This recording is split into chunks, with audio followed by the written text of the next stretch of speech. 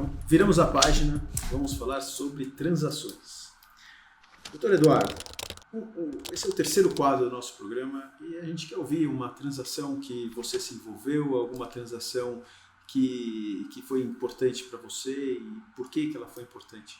Não precisa abrir nomes, não precisa abrir detalhes, mas o que você tem para compartilhar com a gente? Que transações foram importantes. Aquela coisa que tem algum significado além disso, né? Eu falei no começo da venda de um projeto de infraestrutura grande, que teve um momento da natureza humana que apareceu.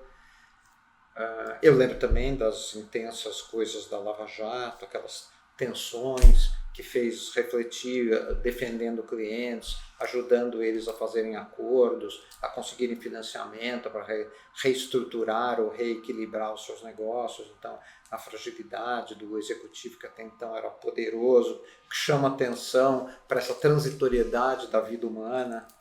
Né?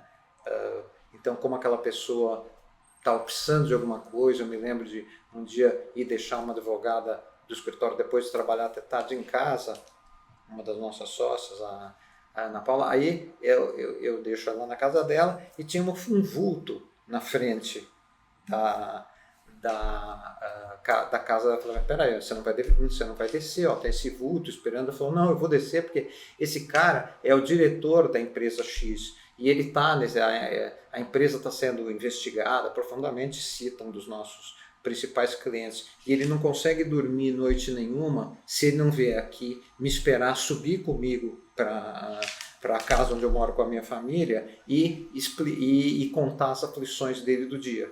Uau! Então, teve esses momentos, teve outros no mercado financeiro, que foram coisas intensas também, você viu que aquela pessoa poderia perder tudo. Então, é onde eu senti, na prática profissional, mais do que a transação, que aquilo estava fazendo uma diferença copérnica no que era a vida daquela pessoa.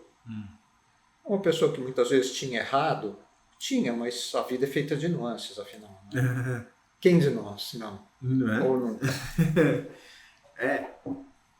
Erramos no passado, erramos hoje e continuaremos errando no futuro, não é? É que a gente tenta errar menos, errar coisas menos importantes. Área transacional, essa transação que de alguma forma tem alguma relevância, que tem uma capacidade de mudança econômica. Por exemplo, o Brasil sempre foi meio refém dos Estados Unidos, que é um grande país, a gente se orgulha de representar certas áreas do governo americano aqui no Brasil, nas suas necessidades de advocacia, como um cliente muito respeitado como qualquer outro. Mas agora, com a entrada de outros financiadores mais dispostos a correr riscos, a dar empréstimos sem garantia, a governos estatais, a governos regionais, é uma coisa importante que pode mudar o Brasil, pode ajudar muito a deficiência de infraestrutura que o Brasil tem. Não é a única, tem a educação, todas essas outras, mas é uma coisa que eu sinto que ao fazer opinião, rever o contrato, sinto alguma coisa diferente. Tem alguma transação que você lembra que você ajudou a criar algo? Alguma transação que eu ajudei. Olha, a gente teve muitas transações vou falar do escritório como um todo. Claro.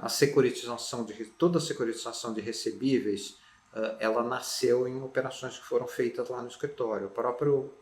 A própria cristalização disso em normas que começaram os FDICs, etc. Claro que depois isso virou um produto de mercado, não necessariamente bem remunerado como prática de advocacia, mas isso é uma coisa que assim, de bate-pronto eu lembro que nasceu lá. Me conta mais.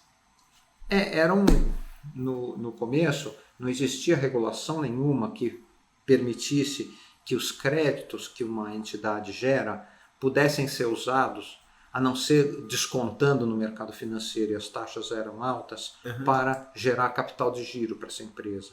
E as primeiras soluções que vieram para isso, que foram essas que exigiam mais criatividade logo nos anos 90, primeiros tempos do escritório, elas eram feitas baseadas na criatividade. Então, como era o contrato de cessão de crédito, Como é que você formava uma empresa antes da securitizadora, antes da existência do fundo de investimento em direitos creditórios, que conseguia se abrir para o mercado, captar investidores. Então, esse foi um trabalho, assim, a vol do Azul, que eu lembro que foi diferenciado. E onde vocês buscaram inspiração para trazer essas soluções? No direito civil. O conhecimento principiológico do direito ele é importante, porque a cessão de crédito ele é uma figura do direito civil. Ele dá, nos artigos do Código Civil, exatamente o regime de qualquer cessão de crédito. Quais os direitos das partes. Não precisa de uma regulação da CVM para fazer isso. Claro. E a matemática disso? Como é que vocês resolveram? A gente sempre... Eu ouvi você dizer com admiração, com concordância, mas confesso também que com um pouco de inveja, o advogado, profundo conhecedor da matemática financeira, eu acho que eu tenho uma boa lógica matemática, mas financeira, mas nem sempre todo o conhecimento que eu deveria ter dos instrumentos da matemática. Né? A planilha Excel supre isso em certa medida, mas isso a gente foi buscar, ouvindo o cliente. Normalmente tinha sempre alguém da parte financeira que completava isso, né, e fazia essa parte. O advogado tem que saber dialogar, saber refletir aquilo, saber que existe, saber refletir aquilo nos contratos. Porque a transação grande você nunca está sozinho.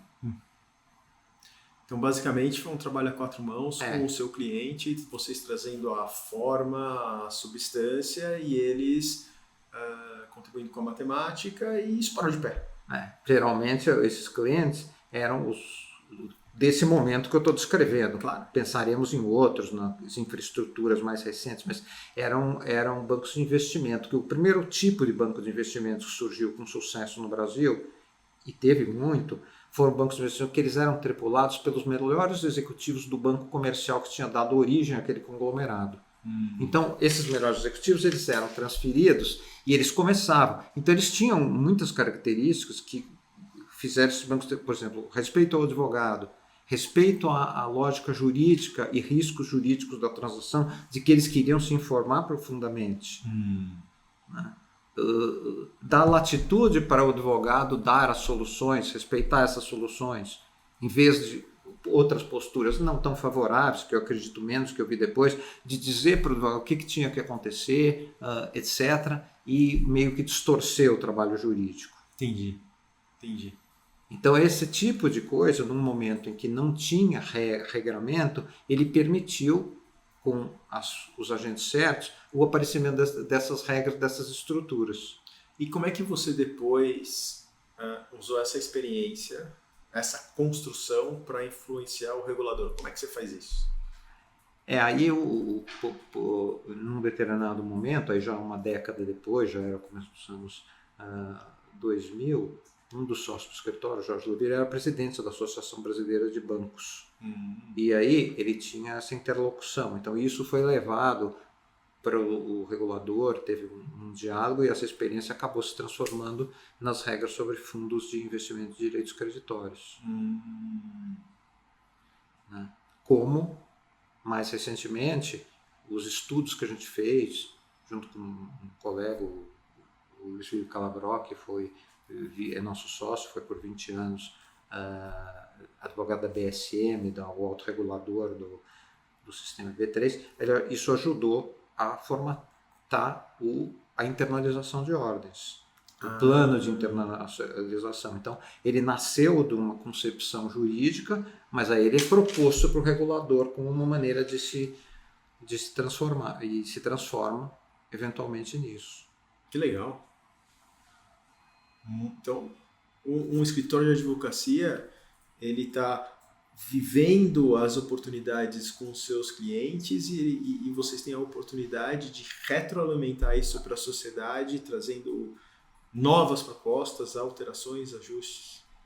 Claro que esses interesses representam interesses negociais do cliente. Claro. É papel do regulador fazer o filtro disso, ver aquilo que serve para ele, regulador, aquilo que é de interesse da sociedade em geral, tá certo? Mas muitos desses casos eram de pleno interesse da sociedade em geral, porque eles permitiam uma nova estrutura de negócio, quebravam privilégios que estavam incrustados há muito tempo e que prejudicavam a eficiência. Então, dá para ter essa satisfação, eu acho. Que legal, que legal. Vou fazer uma pergunta difícil agora, ainda relacionada com transações. Qual foi a transação mais legal que você não fechou? Transação mais legal. Não está me ocorrendo uma transação que eu quisesse. Porque aquelas que a gente lembra são aquelas que acabaram, né? Que teve um financiamento para energético. Ele abria isso há muitos anos atrás, que dava a impressão que o Brasil ia começar, tem a ver com o tema dos bancos chineses, né? Ele tinha a impressão que o Brasil ia começar a atrair um fluxo grande de capitais europeus e que esse fluxo ele iria para coisas energéticas, para energia elétrica, para grandes projetos de energia, que ele não ficaria dependendo só de capital do BNDES, que é sempre um capital que está sujeito a constrangimentos fiscais, etc. Mas essa transação, por desacertos entre os sócios, problemas com os financiadores, ela não fechou. Isso numa época muito favorável para o Brasil. Que anos que você era? 1995, 96. E nem era um financiamento de projetos.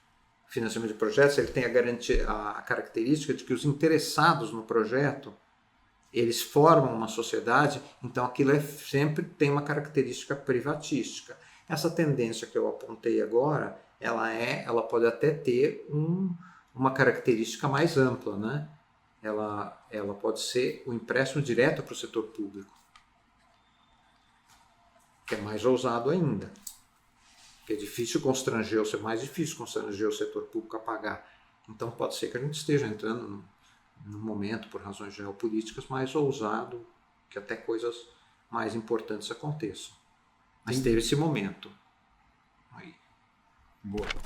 Vocês provavelmente estão se inspirando na história que o entrevistado está contando para o Securato. E sabe o que todas as histórias têm em comum? Pessoas que se dedicaram e conseguiram atingir seus objetivos. E principalmente na educação. Então eu estou aqui agora para contar e para mostrar para vocês o Tablo. É um marketplace de aulas online que tem como propósito ajudar vocês a encontrar o que você precisa e atingir os seus objetivos. Então a gente ajuda vocês a entrar no mercado financeiro, no mercado de trabalho, conseguir ganhar dinheiro com a gente. Então a gente tem uma linha de afiliado, conteudistas que conseguem ser remunerados. Para conhecer a gente, acesse www.tablo.com.br ou acompanhe a gente nas redes sociais.